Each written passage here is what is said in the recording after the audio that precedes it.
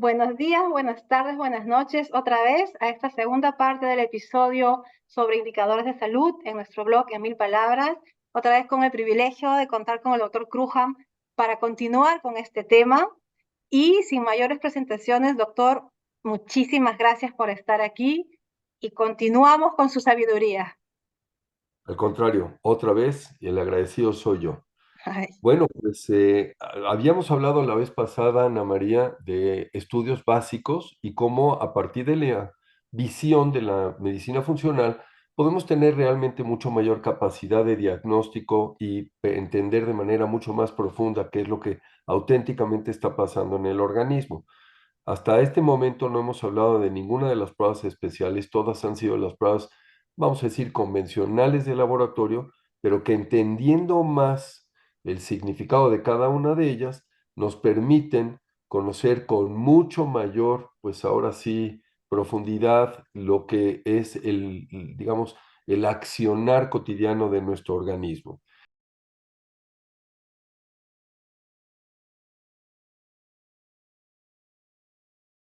Si seguimos sobre esa línea, una de las pruebas importantes que no quiero dejar pasar por alto, por supuesto, son las pruebas de funcionamiento de hígado. Si recuerdas, en nuestra sesión anterior yo comentaba que el gran laboratorio del cuerpo es el hígado y mucha gente tiene la idea de que estas pruebas, pues para fines prácticos, solamente te van a hacer, digamos, de diagnóstico de algunas condiciones obvias, evidentes, como sería una hepatitis o incluso el extremo, una cirrosis, alguna cosa de esta naturaleza.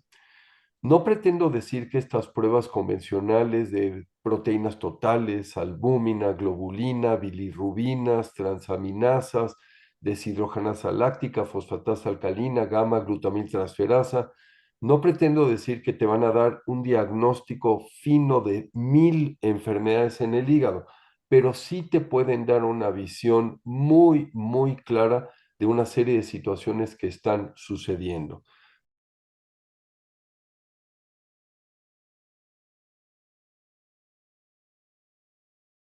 Ejemplo, a ver, de estas pruebas que acabo de comentar, una de las grandes funciones del hígado es su capacidad de eliminar toxinas. Y justo una de estas pruebas que acabo de mencionar, la gamma glutamiltransferasa, es una de las enzimas que es producida por prácticamente todo el hígado. Y la cantidad de esta gamma glutamiltransferasa refleja la capacidad de este hígado para procesar y eliminar esos tóxicos del cuerpo. No es inusual que este parámetro cambie respecto a la edad y que nos den una diferencia. Algunos laboratorios lo reportan normal hasta 43, otros hasta 60 o ah, 64, algunos hasta 73, pero lo ideal, independientemente del rango máximo que marque el laboratorio, nunca queremos que esté por arriba de 30. Entonces, puede ser que tengamos un resultado de 31. Aún así, a pesar de que esté apenas en el límite, ya nos está indicando que la capacidad de desintoxicación no está al 100%. Ese es un punto ah. importante. Lo queremos ver por debajo de 30, ¿de acuerdo?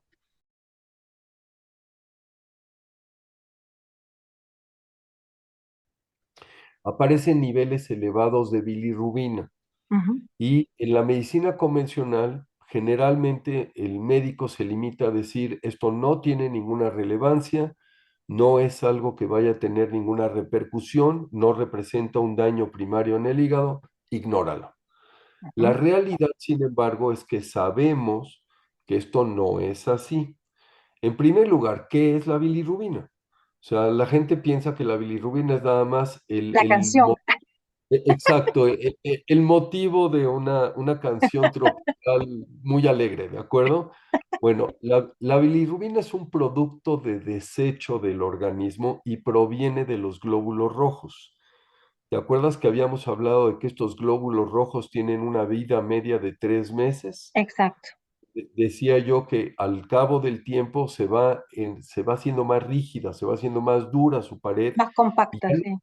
exacto, ya no pueden flexibilizarse para transitar por las arterias y las venas más delgadas en el cuerpo. Exacto. Y decía yo que se destruyen esos glóbulos rojos y continuamente formamos nuevos.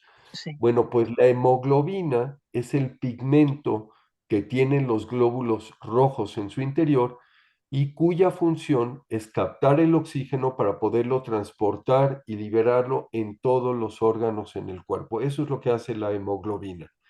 Entonces, cuando estos glóbulos rojos se destruyen, la hemoglobina se libera, esa hemoglobina se transforma en bilirrubina. No, Y hay dos tipos de bilirrubina, la bilirrubina indirecta y la directa.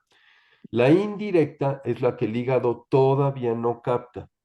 La directa es la que el hígado ya captó. Entonces, si te das cuenta en las pruebas convencionales de hígado, nos dice bilirrubina total, sí. directa e indirecta, y entonces vemos las proporciones. Cuando hay una Ah, elevación de la bilirrubina directa, eso refleja directamente un daño en el hígado. ¿Por qué? Porque no está pudiendo sacar aquello que se supone que ya procesó.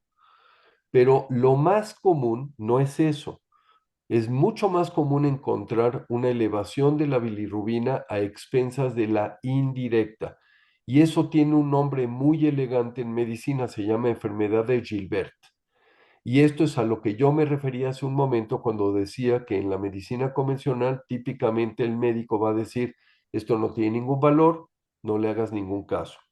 Hoy sabemos que sí tiene un valor. ¿Por qué?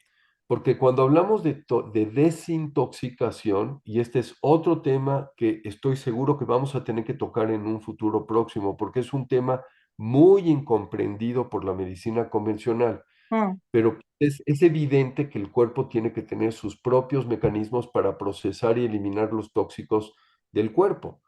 Entonces, sabemos que hay tres fases para esa desintoxicación y sabemos que las dos primeras ocurren en el hígado. Bueno, pues la primera fase de desintoxicación depende de un sistema de enzimas que va a transformar esos tóxicos para iniciar un proceso de cambiarlos químicamente para poderlos sacar del cuerpo. No quiero entrar en mayores vale. complejidades en este momento, creo que eso lo podemos ver más adelante.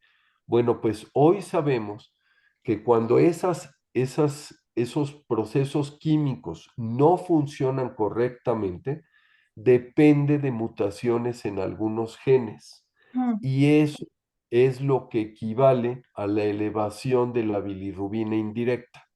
Entonces decir, es enfermedad de Gilbert, no le hagas caso, no es cierto. A ver, es enfermedad de Gilbert, pero implica que no estamos logrando sacar esos tóxicos del cuerpo de manera eficiente. Entonces es súper Dime, importante. O sea, una sí, pregunta, ¿pero qué hacemos cuando los laboratorios simplemente nos dan bilirrubina total? ¿Sirve ese dato? mira, si está dentro del rango normal, sí sirve. Si está elevado, no te sirve porque tienes que fraccionarlo y ver si realmente tienes una alteración en la fracción directa o en la indirecta, porque tiene una implicación diferente.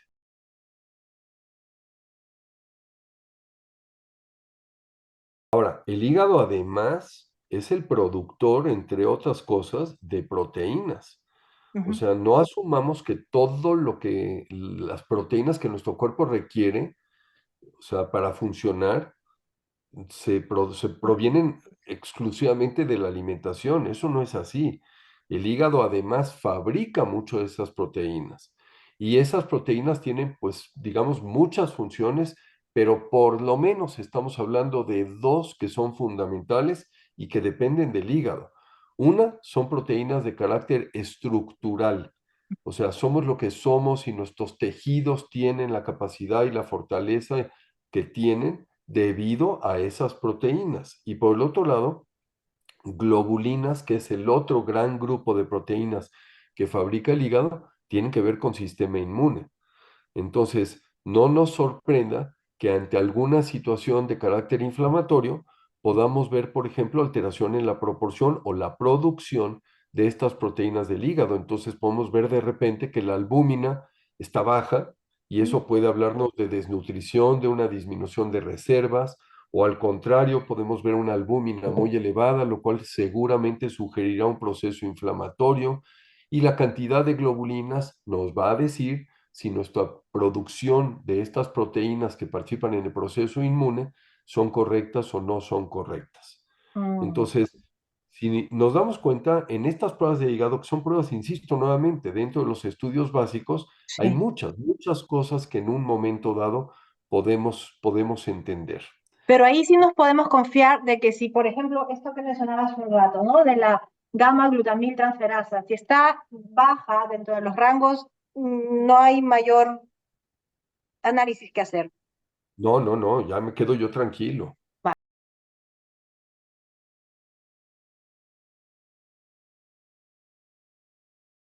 La fosfatasa alcalina es parte de las pruebas de funcionamiento del hígado, pero tiene otras funciones, no nada más es una prueba de funcionamiento del hígado.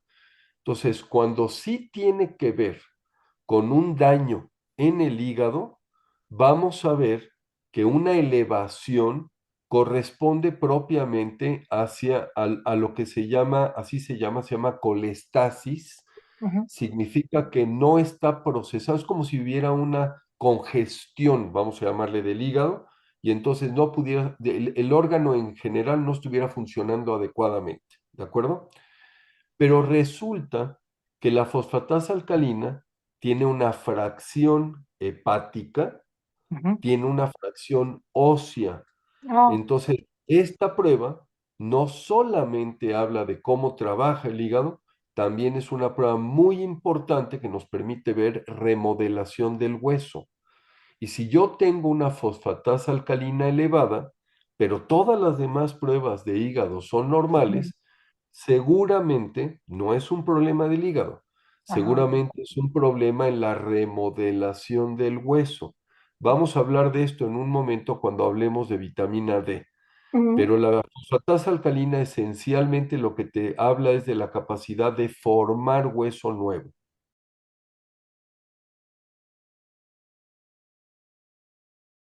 Entonces, recuerden que un valor aislado no No dice nada. necesariamente implica ya un diagnóstico, ¿de acuerdo? Entonces, Correcto. tengamos el panorama completo para no emitir juicios precipitados. Eso es muy importante y siempre hay que tener esto muy presente. ¿Ok? Perfecto.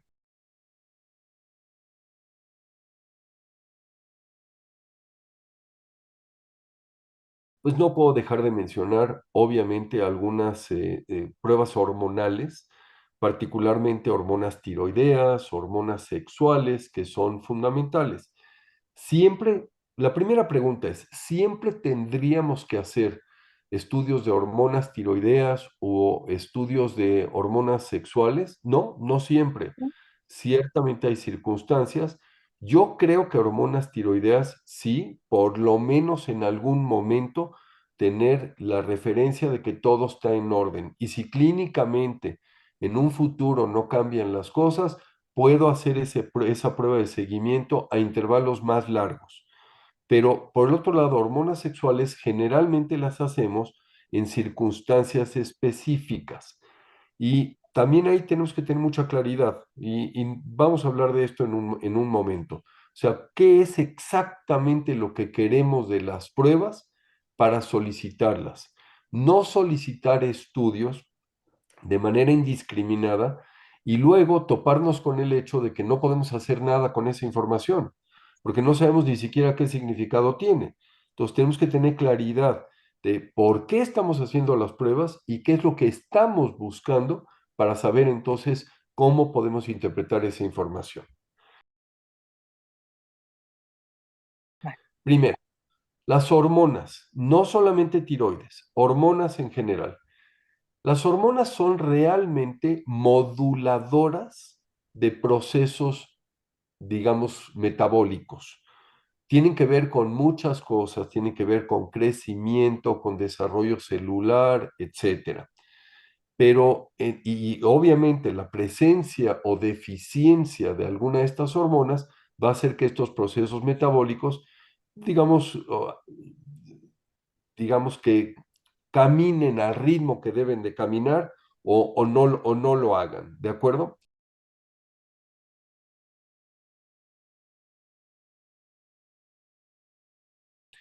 Ahora, estas hormonas tiroideas, o sea, se van a medir aquí varias cosas y tenemos que tener nuevamente claridad de qué es lo que estamos buscando.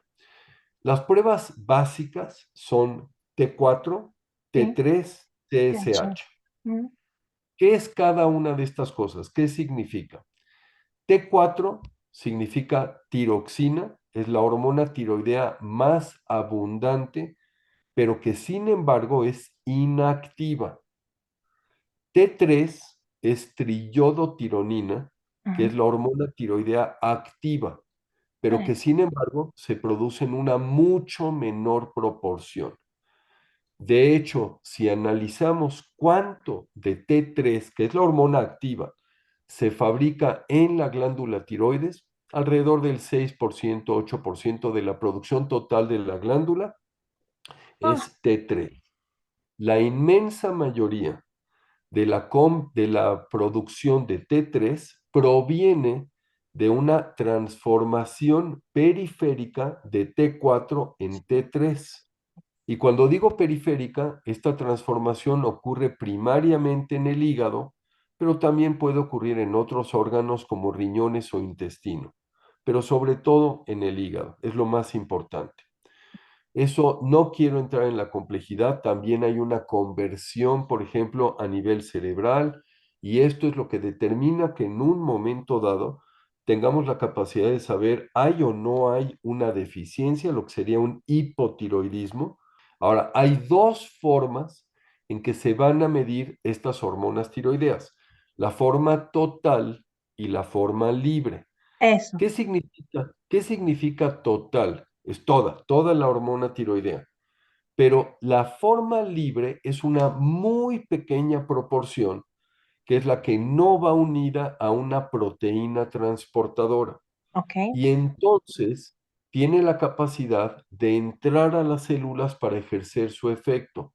Mm, Aquella hormona que va unida a la proteína transportadora no se puede separar, es esa reacción química. ¿Te acuerdas cuando hablamos de glucosa y hablaba yo de glucosilación de proteínas? Decía yo, los productos avanzados de glucosilación, decía yo, esas son reacciones químicas o cuando los glóbulos rojos llegan a la sangre y decía yo, ahí tenemos la hemoglobina glucosilada que nos da el promedio de 3 Meses. meses. Ujú, Esas son reacciones prácticamente irreversibles.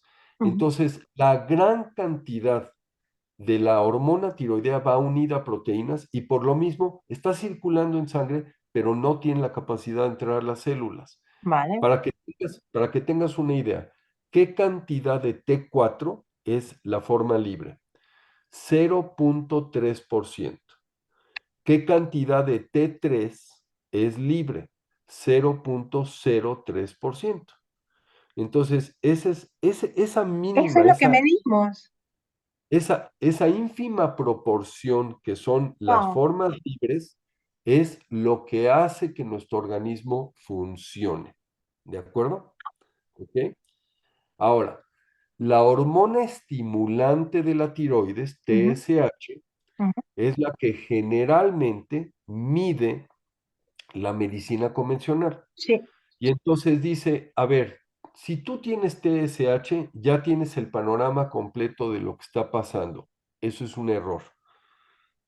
La TSH se fabrica en la hipófisis, en la base del cerebro, y estimula a la glándula tiroides que tenemos en la base del cuello para que fabrique sus hormonas tiroideas. Estas hormonas tiroideas llevan a cabo todos sus efectos biológicos y luego regresan hacia la hipófisis para retroalimentar y es así como se controla la proporción de Claro. hormonas tiroideas. Entonces, niveles de TSH son fundamentales y aquí tenemos otra discrepancia entre lo que es la medicina convencional, perdón, y la medicina funcional. En la medicina convencional, la mayor parte de los laboratorios reportan parámetros normales, vamos a decir entre 4.5, algunos incluso 4.8, alrededor de esa cifra. Sabemos por información de grandes estudios de poblaciones muy amplias y que han sido seguidas por periodos muy largos, que cualquier valor de hormona estimulante de la tiroides mayor a 2 ya representa una alteración. Ah, menos mal. 2 2.1 es una anomalía. Queremos ver esa hormona estimulante de la tiroides máximo en 2. Uno Hay, punto cero seis. está muy bien, está muy bien. A ver, hay ciertas circunstancias donde puede subir un poco más. Por ejemplo, en el niño puede ser un poco más alto, pero no estamos hablando de llegar a 4 o 5. Mal. Podría ser 3, 3.5 máximo. Otro, en embarazo, puede llegar a 2.5, ¿de acuerdo? Pero esto hay que tomarlo en consideración. Por cierto, el tema de embarazo es fundamental y de la misma manera, anticonceptivos. O sea, yo estoy mencionando la forma libre y la forma total. Hay muchos elementos o factores externos que van a influenciar la cantidad de esas proteínas transportadoras de hormonas tiroideas. Una muy frecuente son anticonceptivos o embarazo. Entonces, para todas aquellas mujeres que están, vamos, pasando por esta etapa reproductiva de la vida en ese momento de gestación o que están tomando anticonceptivos, pues eso va a elevar esas formas totales de Mm. T4 y de T3. Y por eso es tan importante checar las fracciones libres, porque no es inusual que de repente nos digan, mira, tienes una anomalía de tiroides, y en realidad no existe ninguna anomalía. Es nada más el efecto de esos factores que modificaron las proteínas transportadoras. Si nosotros nos concentramos en las fracciones libres, no hay problema alguno.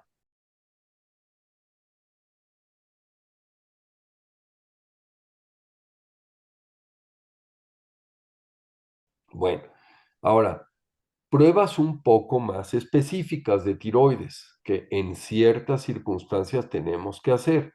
Anticuerpos tiroideos. Esos anticuerpos tiroideos, los más comunes, anticuerpos microsomales a tiroperoxidasa y anticuerpos a tiroglobulina.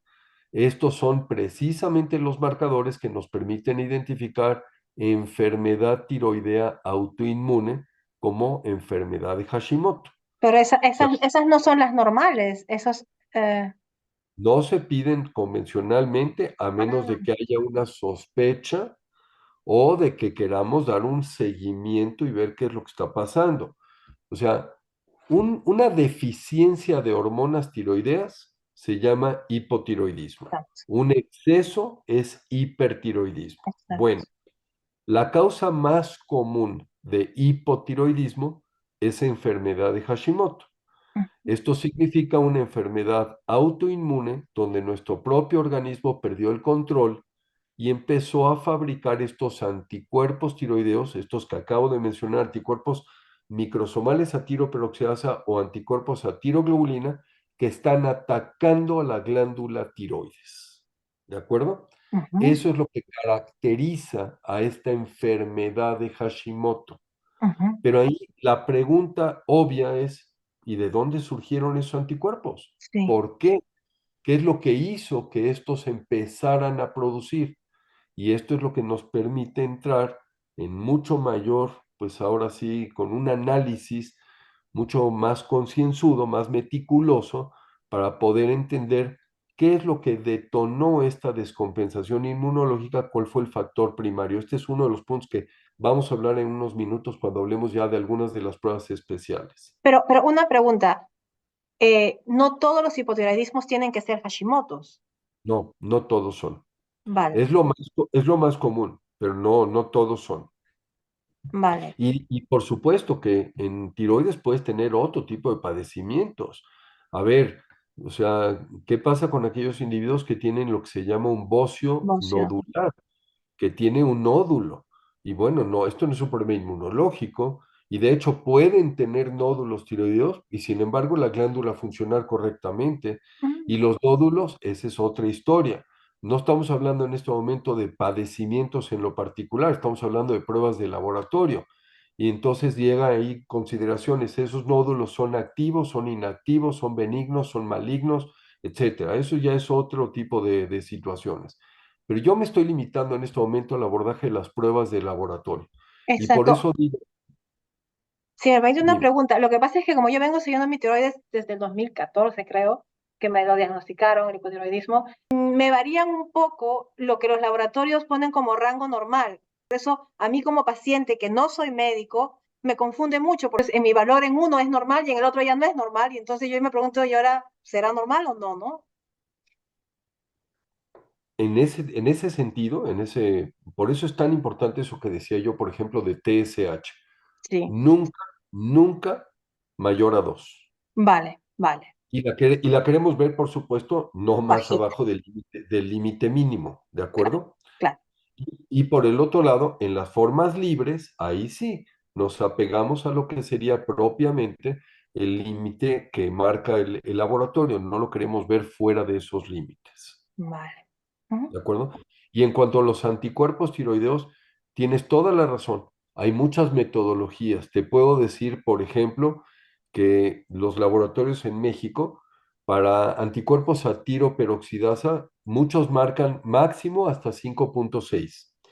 Algunos marcan máximo hasta 34, otros máximo hasta 60. Oh my Entonces, God. depende la metodología que utiliza el laboratorio.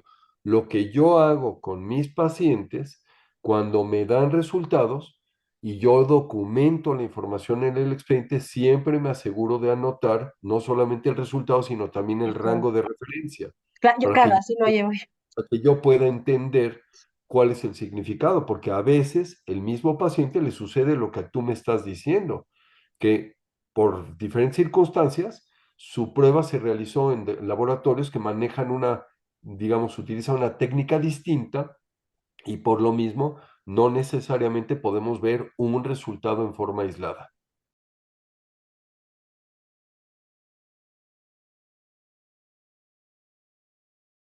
Hormonas sexuales. Hormonas sexuales, la pregunta fundamental es cuándo las haces y creo que aquí hay un punto clave. eh, Podíamos hablar de esto y nos perderíamos también horas hablando de toda esta situación desde antes de la pubertad, por ejemplo, para ver cuestiones de desarrollo y de crecimiento, incluso desde una pubertad precoz y al contrario, algo que esté interfiriendo con lo que sería propiamente el desarrollo, hasta cuestiones como, por ejemplo, hablar de síndrome de ovario poliquístico, hablar de endometriosis, hablar de adenomiosis, de quistes ováricos, etcétera, etcétera. Y nos podemos ir al extremo contrario de la vida donde podemos estar hablando de situaciones en las cuales pueda estar esto interfiriendo con la capacidad de fertilidad o llegando ya al extremo a lo que serían ya propiamente menopausia en la mujer o andropausia, por supuesto, en el varón. Yo creo que aquí el punto fundamental es entender exactamente qué es lo que buscamos, qué es lo que queremos checar. Y déjame explicar a qué voy. Una de las situaciones que me frustra mucho y que no logro entender de mis colegas ginecólogos es cómo siempre solicitan los estudios ginecológicos y son muy, muy enfáticos y le dicen a las pacientes, haz tus pruebas en los primeros días de tu ciclo, entre el tercero y quinto días a partir del inicio de tu menstruación. Eso es válido para ciertos problemas de salud. Pero si yo quiero valorar otras condiciones, lo ideal es que yo haga esas pruebas después de ovulación. Tú No. me vas a decir, oye, es que yo no sé qué día estoy ovulando. Lo sé, eso me queda claro, pero si yo tengo ya en tu historia, tengo claridad de cuánto duran tus ciclos, qué, vamos a decir, qué características tienen estos, entonces yo te puedo decir, realiza las pruebas más o menos entre los días tanto o cuanto Ah, vale, vale. después después del inicio de tu menstruación.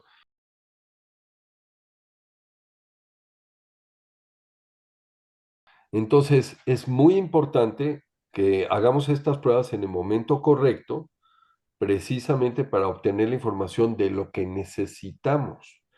Entonces, si yo quiero ver, por ejemplo, lo que correspondería propiamente a síndrome de ovario poliquístico, pues no necesariamente me tengo que fijar en la cantidad total de estrógeno y de progesterona.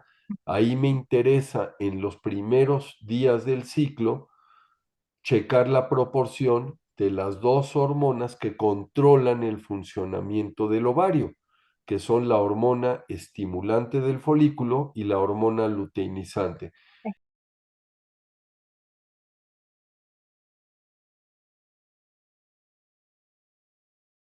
Exacto. Y si por el otro lado quiero ver si una mujer tiene, por ejemplo, endometriosis, adenomiosis, o tiene mastopatía fibroquística, o tiene miomas uterinos, alguna cosa de esta naturaleza, ahí lo que quiero es medir en la etapa de después de ovulación lo que sería la proporción entre estrógenos y progesterona, porque Mm, estoy buscando una condición diferente que se llama dominancia estrogénica.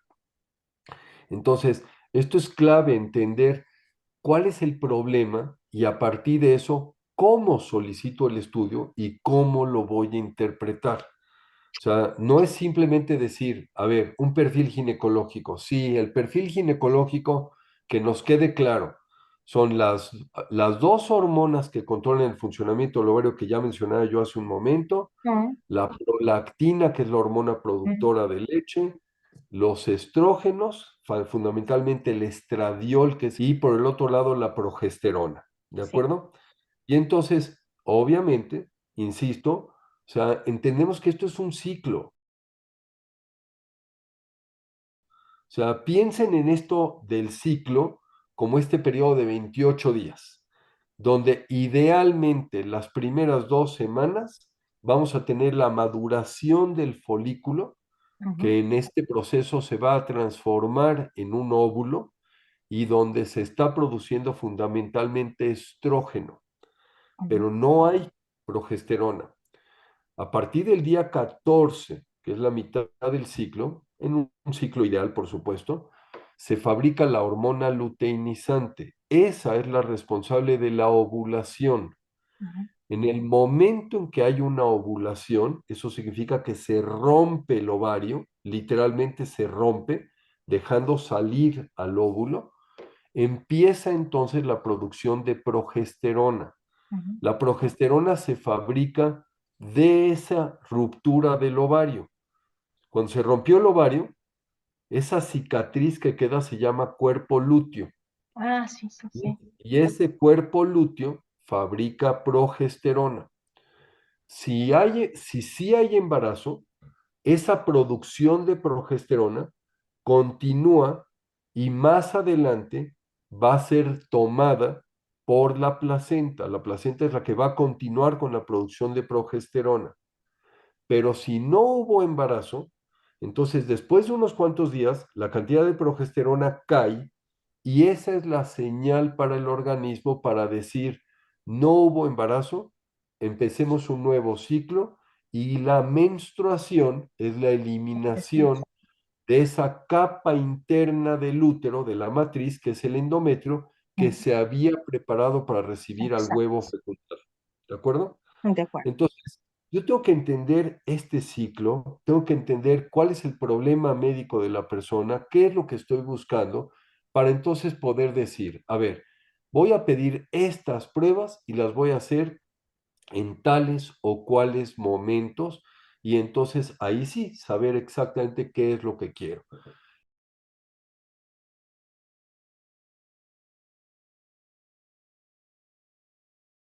Estoy hablando en una etapa de juventud donde hay ciertos problemas, lo voy a pedir de una manera diferente. Estoy hablando en Mm, otra etapa más adelante, mis requerimientos son otros. Ahora que ya estoy en una etapa post-menopausia o post-andropausia, porque esto no es exclusivo de la mujer. Por supuesto que el hombre también tenemos nuestro proceso, pero no con la ciclicidad. Esa es Claro. la gran diferencia, ¿de acuerdo? Entonces, sabré si se justifica o no se justifica. En alguien de 60, 65 años, probablemente no tenga ningún sentido hacer hormonas sexuales porque es un gasto innecesario. Ya, O sea, ya sé, ya puedo asumir cómo están sus parámetros. Van a estar bajos.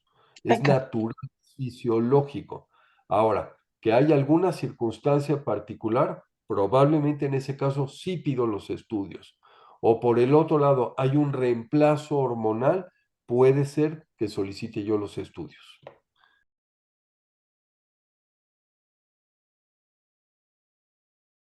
Porque a través de esas pruebas puedes también definir si hay o no hay menopausia. El marcador sine qua non más importante para definir menopausia es la elevación de la hormona folículo estimulante, pero Ujú. la elevación más allá de cierto límite. O sea, hay un rango que marca el laboratorio y nos va a Sí. decir, en menopausia tiene que ir, vamos, es un límite superior, ¿de acuerdo? Aquí el laboratorio dice posmenopáusicas entre 27 y 133. Así es un valor elevado, así es, 107, entonces ya soy menopáusica. ¿Ya soy menopáusica? absoluto. Ujú.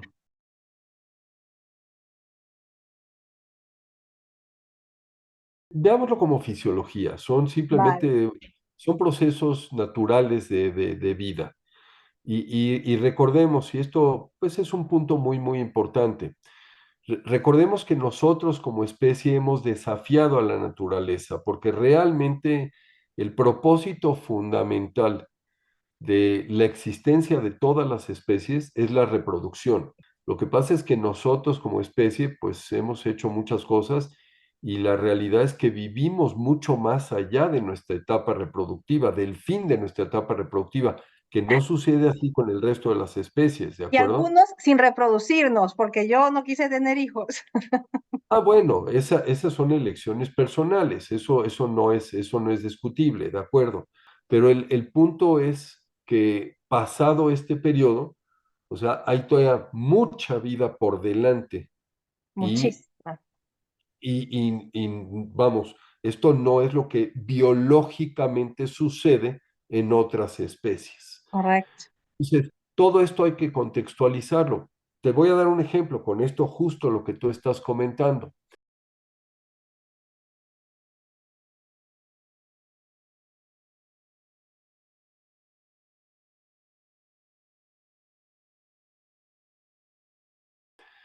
Muy bien, llegaste a la menopausia. Ya no nos preocupamos de esto, ya no vas a tener la incomodidad que representaba el tener sangrados menstruales. Pero, ¿y qué pasa con tu testosterona, la hormona sexual masculina? Y la pregunta ¿es importante la testosterona? ¿Es importante no solamente para el hombre? ¿Lo es también para la mujer? ¿Lo es importante en la etapa ya de de la postmenopausia? Y la respuesta es sí lo es. La testosterona es, vamos a decir, responsable de muchas funciones que son fundamentales para el organismo. Número uno, es la hormona, digamos, prioritaria en cuanto a formación de estructura muscular. Y si no formamos masa muscular, vamos a acumular grasa. Número dos, es la hormona más importante para la remodelación del hueso. Si Mm, no tenemos una adecuada cantidad de testosterona, seguramente eso nos va a generar osteoporosis por desmineralización. Número tres, necesitamos testosterona para el desarrollo neurológico y cognitivo, ujú. memoria y concentración. De hecho, deficiencia de testosterona y también de estrógenos pueden ser factores de riesgo para problemas como Alzheimer, demencias de diferentes tipos, ¿de acuerdo?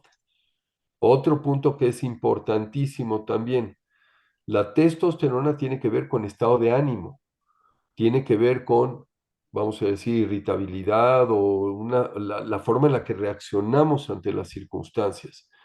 tiene que ver con asertividad, la Ujú. seguridad de nuestra toma de decisiones. ¿Cuántas veces nos ocurre que literalmente tenemos cierta, ya no decidimos con la agilidad con que antes lo hacíamos? Ahora entramos en procesos de inseguridad, es que tenemos muchas dudas y es que si pasa esto y si pasa el otro, y Ujú. nos cuesta mucho trabajo y eso es problema de testosterona. Y por último, no, otro elemento más tiene que ver con libido. El libido es por testosterona, no por estrógenos. Y finalmente, efecto metabólico. Una deficiencia de testosterona se va a ver reflejada como alteraciones y elevaciones de glucosa, colesterol, triglicéridos y Ah, alteraciones también en la presión arterial. Entonces, sí, por eso menciono tanto que estas hormonas sexuales tienen tantas connotaciones ujú. y tenemos que tener claridad de por qué y en qué etapa estamos para saber qué es lo que vamos a medir y cómo lo vamos a interpretar. La forma ideal de medir esto es la testosterona total con la fracción libre y lo que se llama la biodisponible. La libre, como ya decíamos, es aquella proporción que no va unida a una proteína transportadora. La biodisponible incluye esa parte, esa La hormona libre. libre, pero además hay una pequeña cantidad de hormona que va unida, pero de manera más laxa, a una proteína y también puede ejercer efecto biológico. Y entonces, en esa proporción, yo puedo ver realmente si hay o no hay una deficiencia. Ahora, ojo, yo no estoy sugiriendo de ninguna manera que todo el mundo tenga que recibir un reemplazo hormonal. Ay, no, no, de eso no, de eso no. El reemplazo hormonal tiene sus pros y contras, Sí, he pero leído. entonces o sea, el punto es que es fundamental entender, y por eso estamos hablando de todo esto, de saber cuál es la condición del organismo para entonces poder tomar decisiones terapéuticas.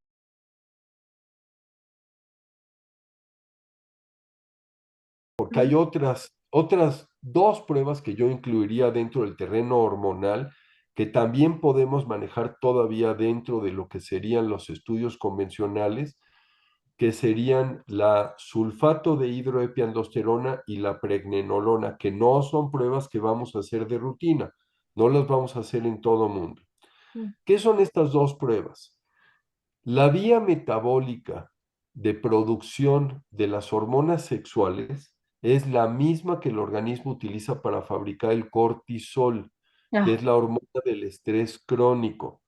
Y por cierto, esto lo comentamos desde nuestra sesión anterior.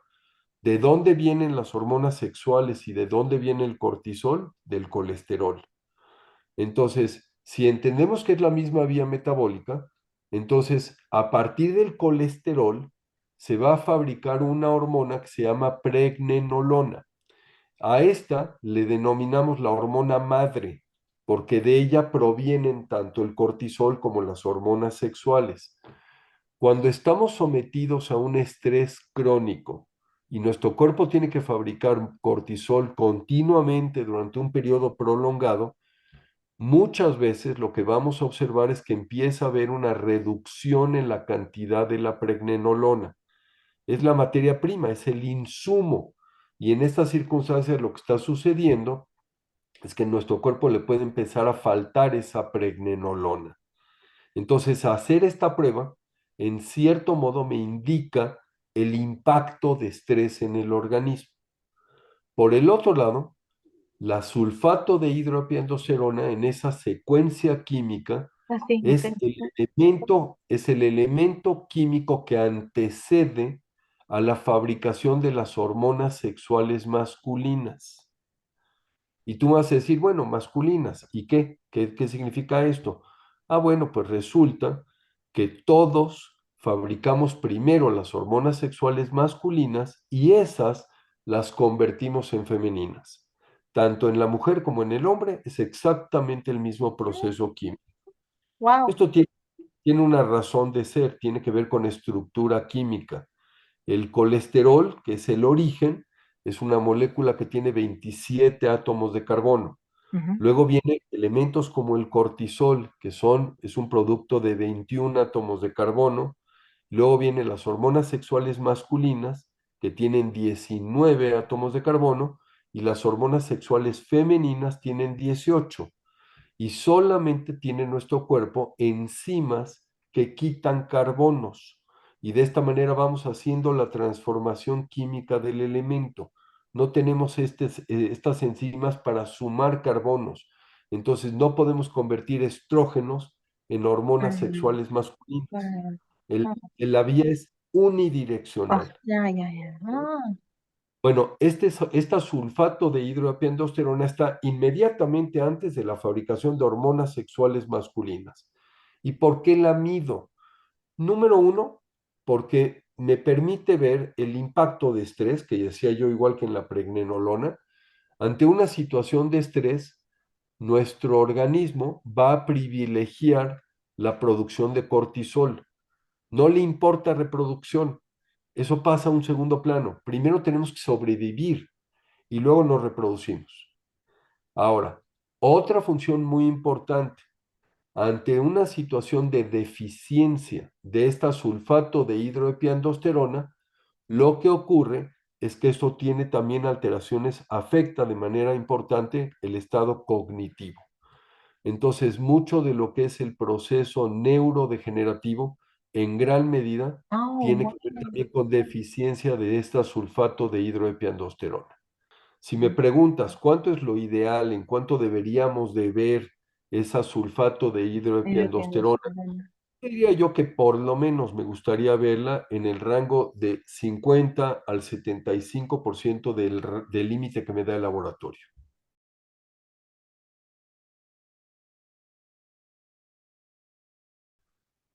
Pero esto, lo que me ha confundido a mí un poco es que los valores de referencia los dan por edades, pero se sobreponen casi todos con todos y me resultó muy confuso leer el resultado de este sulfato.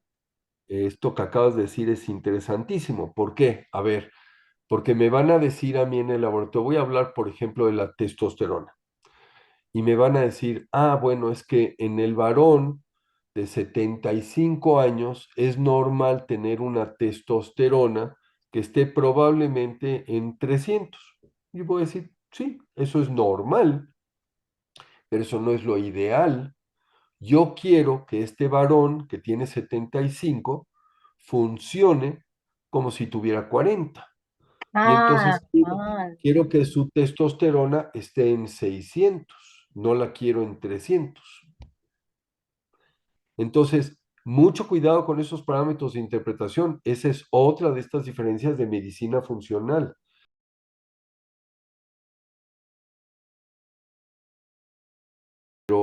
No podemos dejar de hablar, por ejemplo, de algunos nutrientes, particularmente muy importante la vitamina D. sí, Esta vitamina D que hoy por hoy, primero, es deficiente en la gran mayoría de las personas y que es fundamental para el organismo, tanto que ya ni siquiera hablamos de ella como una vitamina, ya nos sí, expresamos de esta como una hormona por la cantidad de cierto. funciones que tiene.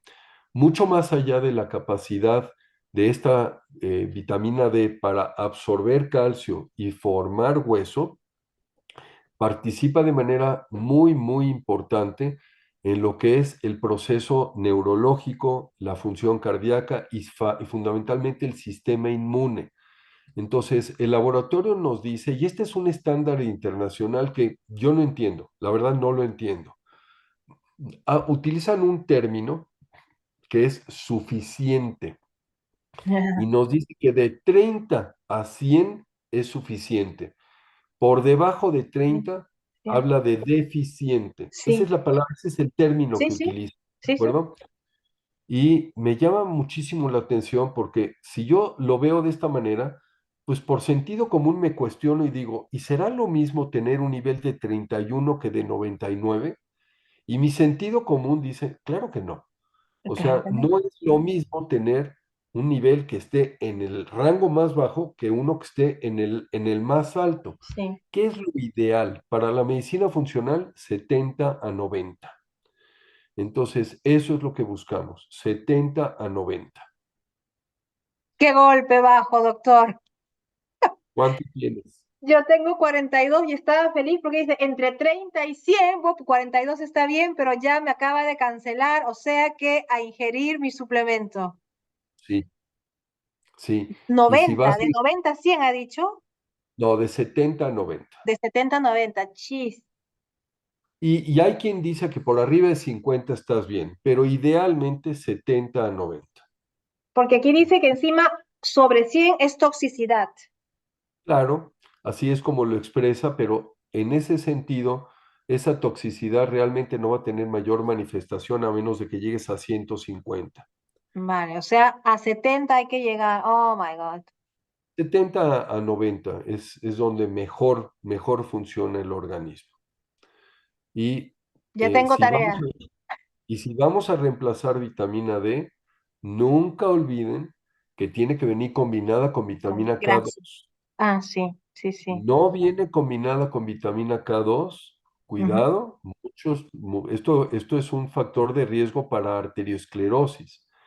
Esto significa que puede aumentar en un momento dado la calcificación de arterias en todo el organismo y por lo mismo tiene que venir en esta combinación.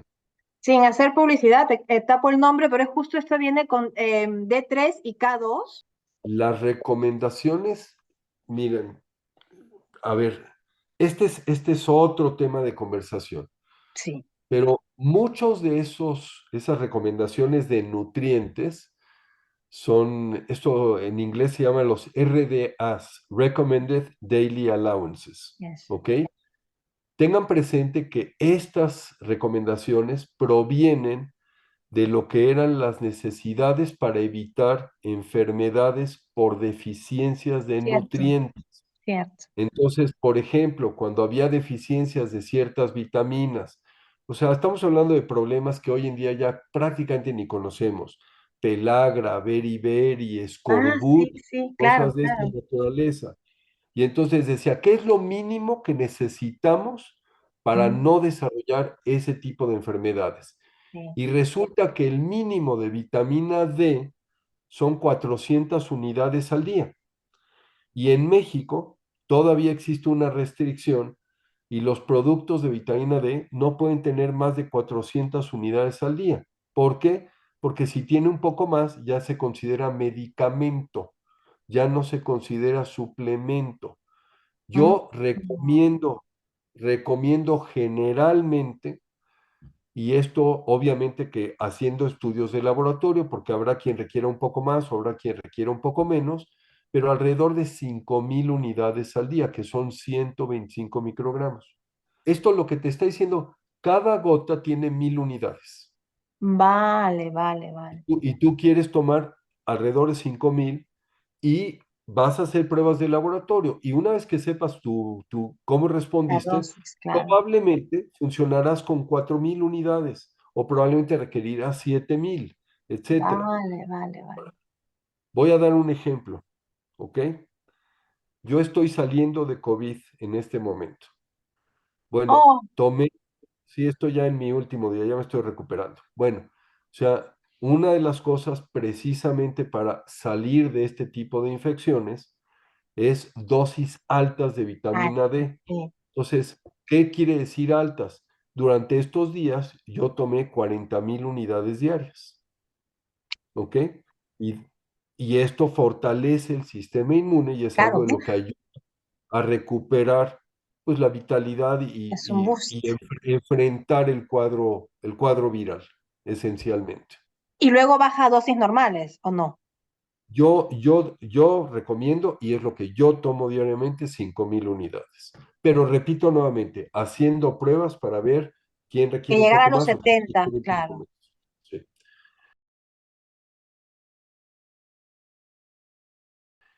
En algunos casos checaremos vitamina B12, sobre todo en aquellas personas veganas que no consuman proteína de origen animal.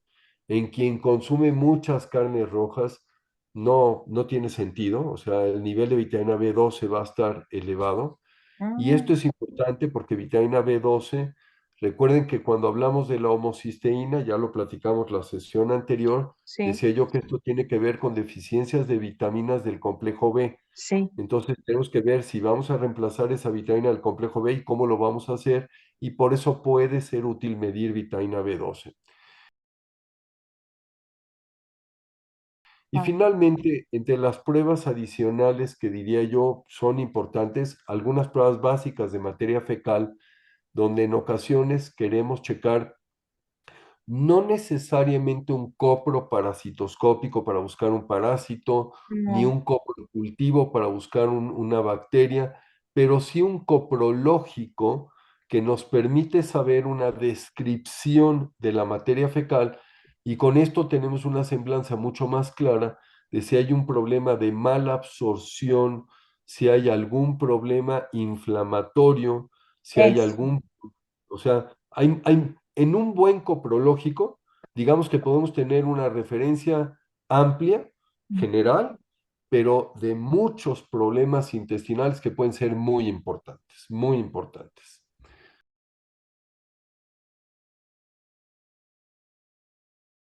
Muchos son estudios que no hace cualquier laboratorio, pero que nos ayudan muchísimo en una buena práctica de medicina funcional en ciertas circunstancias.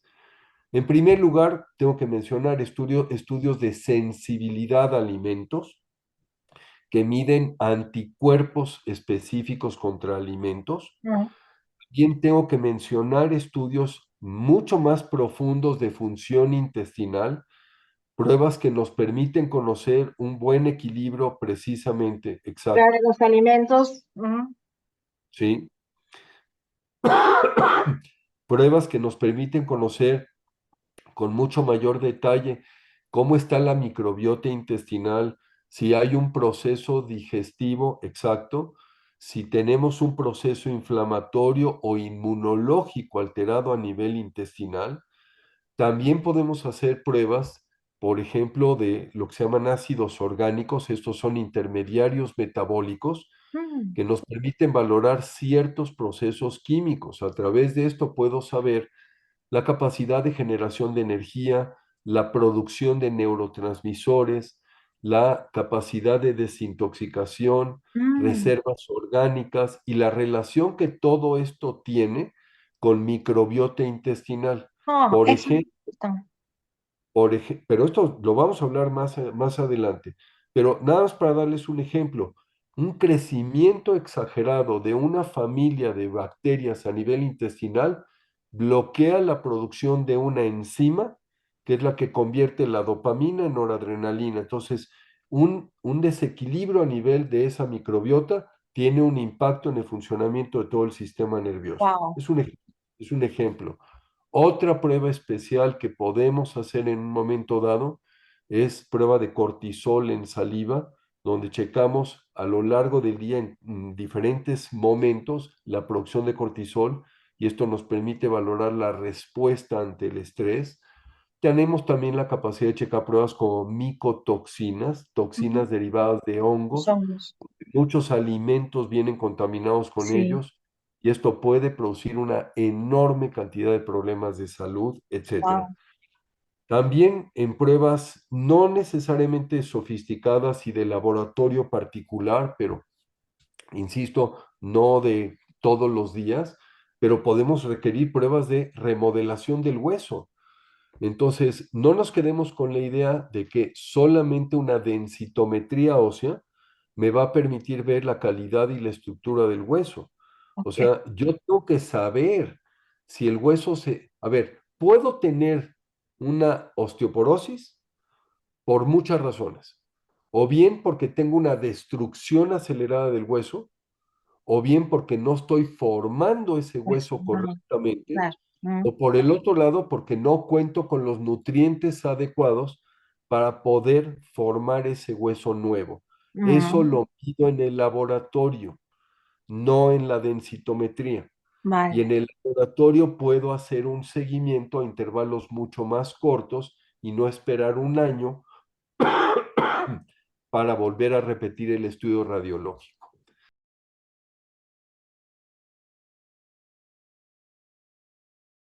Entonces, con esto, creo que por lo menos tenemos una semblanza general de todo lo que representa el tema de una valoración bajo la óptica de medicina funcional. Y nuevamente, o sea, no quiero, y esto lo comentamos desde el primer momento, o sea, no quiero que nadie se asuma como médico y entonces empiece a hacer todos sus estudios y una vez que tenga los resultados, ¿Sabe qué hacer? termine en un estado de confusión terrible y no sepa ni qué hacer con cada uno de ellos. Exacto, Recuerden, por favor, que estos son elementos que tenemos que poner como parte de un panorama integral. Y exacto, nunca, nunca, así empecé la ocasión anterior diciendo, a ver, los estudios de laboratorio no son el punto de inicio. El punto de inicio es conocer a la persona, es la historia. Luego la exploración física y al final voy a corroborar o voy a afinar diagnósticos a través de los estudios de laboratorio. perfecto. Bueno, dudas, preguntas. Preguntas, nada, volver a repasar, darnos cuenta, tenemos que encontrar un médico de confianza que nos acompañe, que nos ayude a interpretar, que nos luego, si hay alguna desviación de lo normal, que nos diga qué siguientes análisis hay que hacer para empezar a ver las relaciones entre un dato y otro, porque un valor nos sirve, no es un diagnóstico. Entonces, simplemente pedirle a todos que se tomen esto en serio, que nadie juegue al médico, porque yo lo sé perfectamente, me he roto la cabeza con alguno de estos intervalos de normalidad. Y nada, y seguir trabajando todos en nuestros hábitos, porque son los hábitos como los 6 pilares de la medicina funcional. El sueño, el estrés, las relaciones personales, las sustancias tóxicas, el ejercicio, la nutrición, todo este paquete en conjunto va a hacer que mejoremos estos datos. No es una cosa, no es ir a correr y ya voy a estar bien, no es dejo tomar alcohol y voy a estar bien, somos más complejos que eso, lamentablemente. Sería más fácil tomar una pastilla y ya está, pero así no va a funcionar. Totalmente de acuerdo. Y también entender que tenemos que ser flexibles y no podemos vivir. O sea, la idea no es ponernos camisas de fuerza que nos limiten y afecten nuestra calidad de vida. Por el contrario, o sea, es enmendar hábitos que son nocivos, que muchas veces no nos damos cuenta de ellos, y creando esa conciencia, pues retomar la senda de la salud y entendiendo que es válido en un momento dado desviarnos, pero eso no implica que en lo general estemos dañando a nuestro organismo, sino por el contrario, que hagamos todo lo necesario para siempre buscar preservar ese mejor funcionamiento.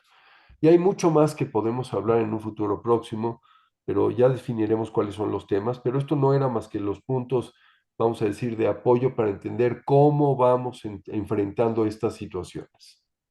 Perfecto, doctor Cruja. Muchísimas gracias por eso. Entonces cerramos este episodio de los indicadores de salud iniciales porque nos quedan muchísimos temas más por conversar. Muchísimas gracias a usted. Bueno, pues que así sea y un placer y muchas gracias. Gracias a todos. Gracias, doctor Cruja.